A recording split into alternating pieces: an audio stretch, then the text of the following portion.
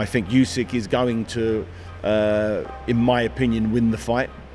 But I think it's going to be a draw, and then we're going to find out. That's how I see it. Charlotte Daly of MailSport Boxing. I'm joined by David Haye. How are you? I'm great. Really looking forward to Saturday night.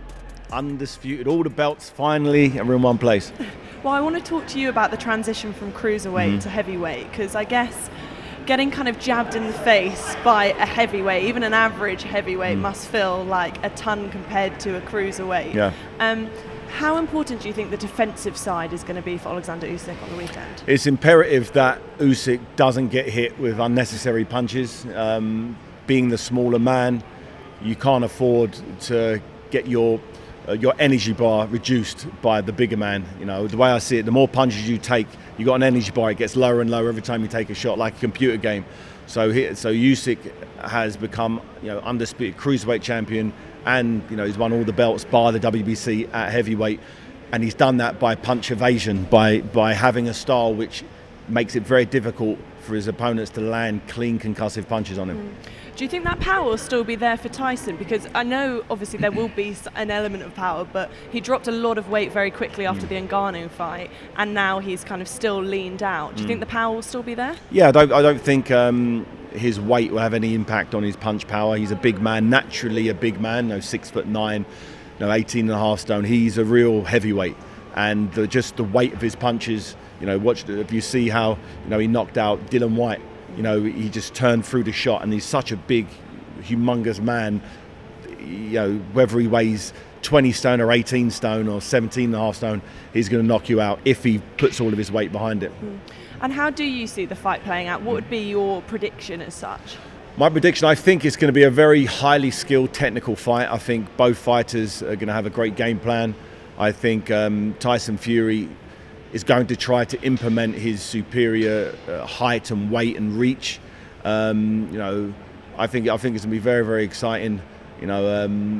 I think there's going to be a lot of controversy. I think it's going to go to points. I think I see a controversial majority draw. I think two judges are going to have it a draw, and one judge is going to have it for Usyk. I think Usyk is going to, in my opinion, win the fight, but I think it's going to be a draw, and then we're going to find out. That's how I see it. But with someone as big as Tyson Fury, it takes one shot to really do damage. He's not known to have one punch knockout power, but when you're that big and you're rotating through the shots, particularly if he gets desperate at some stage, he could either get countered or he could land a big shot. But I'm excited. I don't want to draw, but nobody wants to draw. We want a clear victor. But I just think, if I was to bet my last £5, it would be on the draw. Go. First off, you get great odds like 15, 16 to 1. And I think the majority draw. In terms of the build-up to the fight, yourself, you never shied away from a bit of trash talking or getting in the opponent's head early on. That's something Tyson's always done. We've kind of seen it from his team more so this time, trying to get into the Usyk team's head. We saw it against Klitschko as well. Yeah.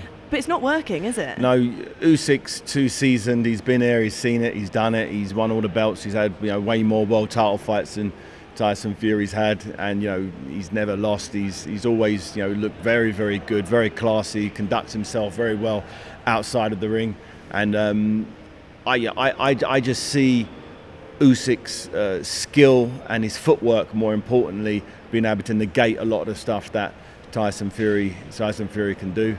But yeah, it's the best fight we could possibly ask for. In the last, going back many years. Just don't make sure you tune in. TNT Sports Box Office is going down.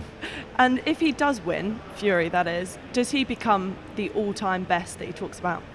He becomes the undisputed champion, yes. Does he become the baddest man on the planet?